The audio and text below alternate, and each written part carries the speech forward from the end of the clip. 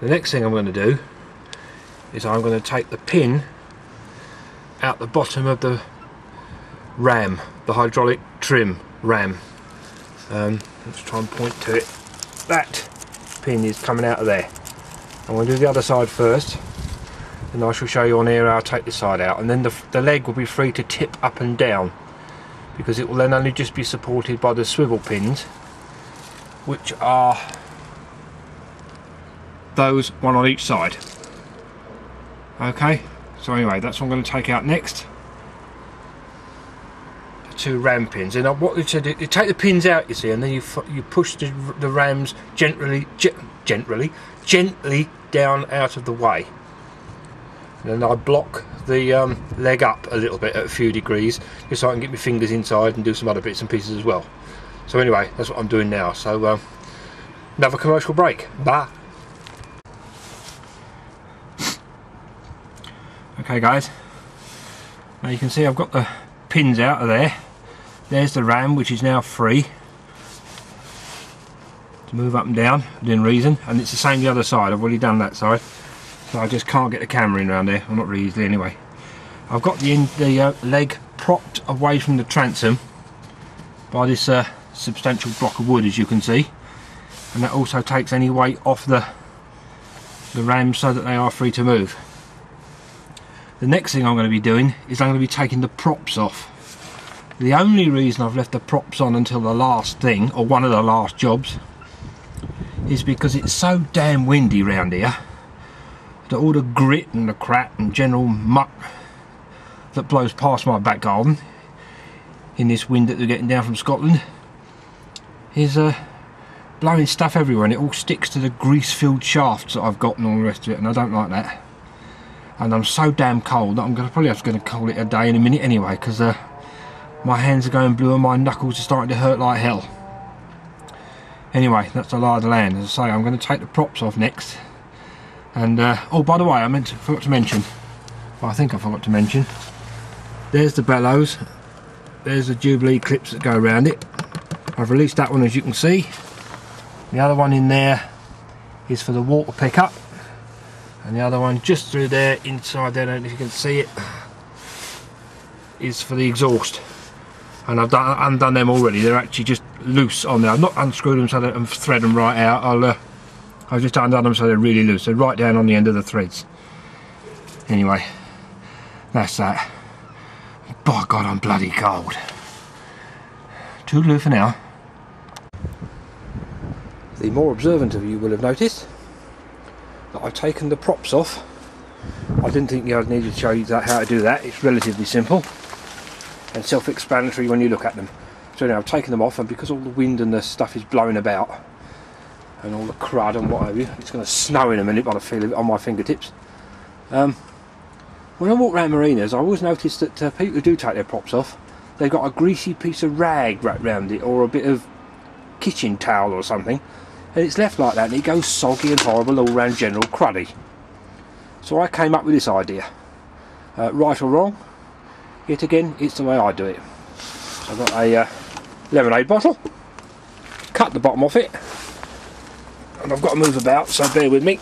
You stick it on the end like that, and you can just cut right at the bottom off. It goes over the bearing casing there, and I've got a bit of this gardening wire, put it through the end of the bottle, and all I do is stick the gardening wire through the water pickup, and that holds the bottle in place.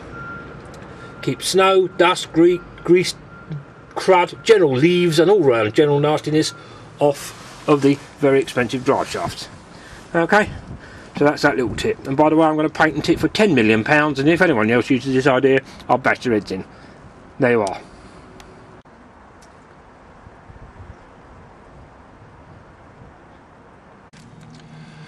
Okay guys, pay attention. This is episode number 733, and I'm as good as ready to take the pins out. These pins here that the whole leg swivels up and down on. Now I dare say that Volvos have an extremely expensive tool that you can hire for £100 a minute to pull it out. Well, I haven't got one, so I made up my own little device, and I shall show you who, what, when and where. Now I'm going to take the one out on the starboard side first without the camera, only because, as I keep telling you, it's so damn awkward.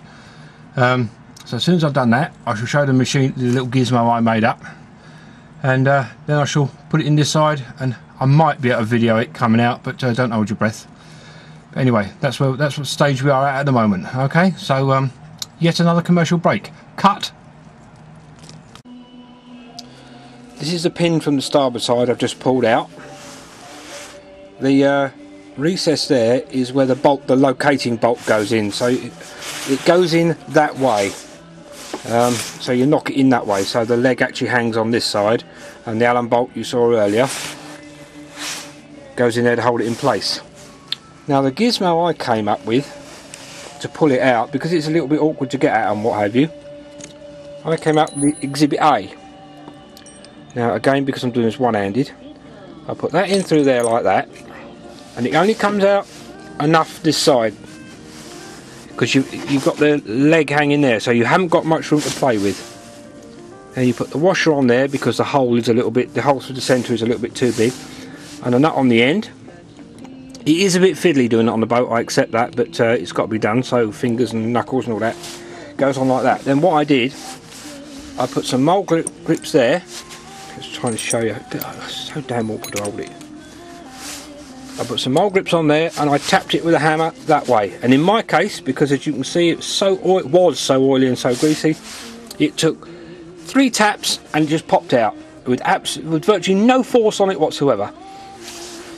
It's not, you've still got to knock it in. There's enough friction there to hold it in, but without that it would probably come out. Let me show you actually.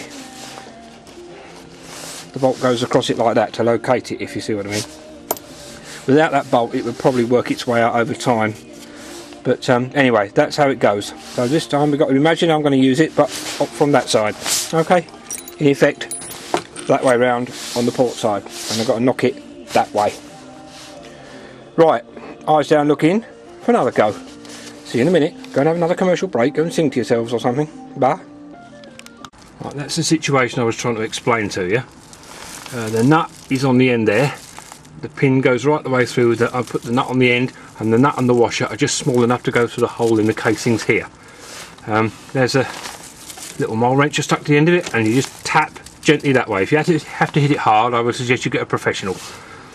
But this is how I do it. Anyway, now I'm going to try and video it coming out, so you'll probably all have a good laugh, because the leg will drop on my knee, or I should certainly disfigure myself in more ways than one, and you can all have a damn good laugh. Anyway, here goes.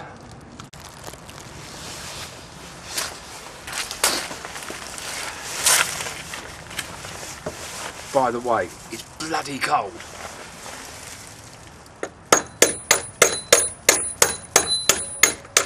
Pin's coming out easy. Nice and gentle. There, it's dropped a little bit.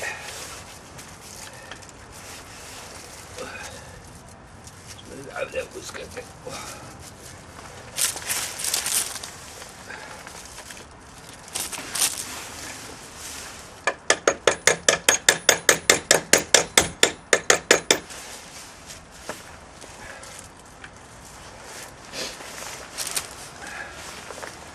Oh, I've got to shut you off before the battery goes flat. The battery light's flashing.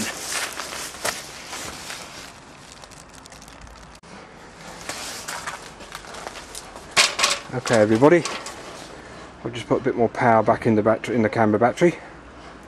There's the aforementioned item, leg 1 for the use of, in bits. Well, should I say removed? I should say rather. And here is the. I'm just trying to turn the torch on. Bear with me a minute. There's the 2 bellows we've got to change. Okay, that's the top one for the UJ, and that's the exhaust one down there. Piece of cake now, and I've given it all a quick look over.